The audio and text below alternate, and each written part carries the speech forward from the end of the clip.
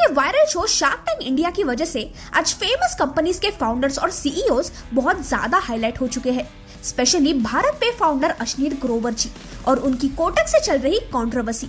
And do you know, इस controversy की वजह से ऐसे रूमर्स है कि अशनीर ग्रोवर जी को सीईओ के पद से हटा दिया है। पर क्यों? और क्या आपको पता है कि अशनीर जी के पास एक ऐसा खजाना है जिसका अगर वो सही से इस्तेमाल करे तो वो अरबों रुपए बिना कुछ किए कमा सकते हैं। पर कैसे? शार्क टैंक में अशनीर ग्रोवर एक ऐसे शार्क है जो कि बाकियों से एकदम अलग है। उनका अलग ही लेवल का एटीट्यूड और स्वैग है। मार्केटिंग की पिच है ना, तुम बोल दो कि मेरे को फिनटेक वाले बाहर हो जाएं। पर ऐसा क्यों? ये जानने के लिए अगले 1 मिनट तक ये वीडियो ध्यान से देखना। अशनीर ग्रोवर जी अपनी ग्रेजुएशन के डेज में बहुत ज्यादा होनहार स्टूडेंट थे। उनकी बैच के 450 स्टूडेंट्स में से वो उन 5 स्टूडेंट्स में से एक थे जिन्हें फ्रांस के इंटरनेशनल इंस्टीट्यूट में पढ़ने के लिए सिलेक्ट किया गया था, जहां अशनीर जी को 5 लाख रुपीस की स्कॉलरशिप भी मिली थी। और आपको तो ये पता ही है, स्कॉलर लोगों में थोड़ी अकड़ तो होती ही है। अपने ग्रेजुएशन के बाद अशनीर जी कोटक बैंक में वाइस प्रेसिडेंट थे और वो भी पूरे 5 साल तक।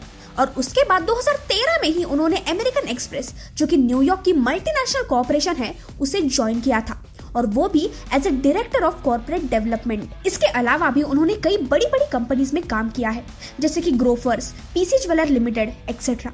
तो शायद इसीलिए उनका एवरी फील्ड का एक्सपीरियंस बहुत तगड़ा है और उसी के साथ उनका एटीट्यूड भी। और उसके बाद उन्होंने शुरुआत की भारत पे की। वैसे मुझे ये बताओ, भारत पे करता क्या है? क्या उनकी कोई दुकान है? नहीं। क्या उनका कोई फिजिकल प्रोडक्ट है? नहीं। क्या वो हमसे एक्स्ट्रा पैसे चार्ज करता है? बिल्कुल भी नहीं। सिर्फ उनका एक ऐप है। पर क्या एक ऐप की वजह से कोई $1 बिलियन वाली कंपनी खड़ा कर सकता है? और अगर नहीं, तो फिर ये कंपनी और अशनीर जी इतने रिच कैसे हुए? वेल, इसका जवाब है लोन देना। भारत पे को आप दुकानदारों का बैंक समझ सकते हो। ये दुकानदारों को उनके डेली इनकम के अकॉर्डिंग लोन देता है और जहां हम लोन्स ईएमआई में पे करते हैं, वहां भारत पे लोन्स का दुकानदार ईडीआई यानी इजी डेली इंस्टॉलमेंट्स पे करते हैं। और ये कंपनी हर महीने 300 करोड़ के लोन्स को प्रोसेस करती है। यानी जहां हम जैसे लोग फ्री में भारत पे के क्यूआर यूज करते हैं, वहां अशनीर भाई ने अपनी शार्प बिजनेस माइंड के चलते एक ऐसा इकोसिस्टम बना दिया है जहां से वो फ्री सर्विस देकर भी पैसा कमा सकते हैं। पिछले 4 सालों में भारत पे को यूजर से बहुत बढ़िया रिस्पॉन्स आया है और आज प्ले स्टोर पर इस ऐप के 10 मिलियन से भी ज्यादा डाउनलोड्स हो गए हैं।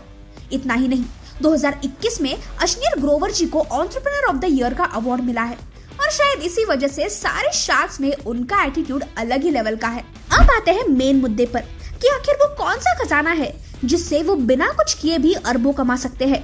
वेल, वो खजाना है इंडिया के सारे दुकानदारों का डेटा। मेरे से बड़ा दुकान का नेटवर्क किसी के पास नहीं है। अब आप कहोगे डेटा से क्या होगा, है ना? वेल, ये डेटा कुछ इस तरह का होता है। मान लो एक XYZ एरिया में किसी को फूड बिजनेस शुरू करना है, तो अशनीर जी के पास डेटा है कि उस एरिया के लोग कौन से दुकान में जाके कौन सा स्पेसिफिक फूड आइटम बाय करते हैं, वहाँ के लोग कॉमनली कौन सा फूड आइटम ज्यादा प्रीफर करते हैं, उस एरिया में ऐसे कितने दुकानें हैं जिनके थ्रू आप ये फूड बिजनेस ग्रो कर सकते हो, और ऐसे हर छोटी से छोटी चीज उनके पास पहले से मौजूद है। तो यहाँ इस डेटा के बदले में वो सामने वालों को कितना भी चार्ज कर सकते हैं। इनका बिजनेस मॉडल इतना स्ट्रॉन्ग है कि ये हमारे एरिया को ही हमसे ज्यादा जानता है और जिसके चलते इन्होंने अपने इन्वेस्टर्स को 2 सालों में ही 80 टाइम्स रिटर्न दिए हैं। कोई अपने इन्वेस्टर्स को 2 साल में 80 टाइम्स रिटर्न्स नहीं बना के देता। अब इन्वेस्टर्स को ही इतना मिला है तो सोचो अशनीर जी को कितना पैसा मिला होगा। अब इतना पैसा है तो भाई की शौक भी वैसे ही होंगे। अशनीर जी अब तक 50 से भी ज्यादा कंट्रीज विजिट कर चुके हैं और इन्हें घूमने के साथ साथ महंगी कार्स का भी शौक है, जहां उनके कलेक्शन में मर्सिडीज, पोर्श और ऑडी A6 जैसे लग्जरी कार शामिल है। लेकिन रिसेंटली हुई कंट्रोवर्सी की वजह से अशनीर जी का नाम बहुत खराब हुआ है।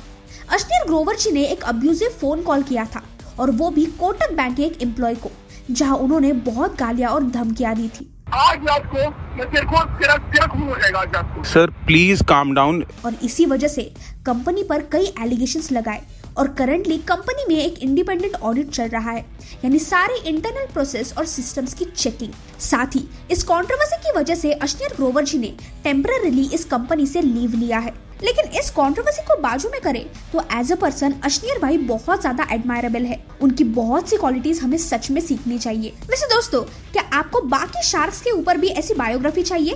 मुझे कमेंट्स में जरूर बताना। चलो तो मिलते हैं अगले वीडियो में। Till then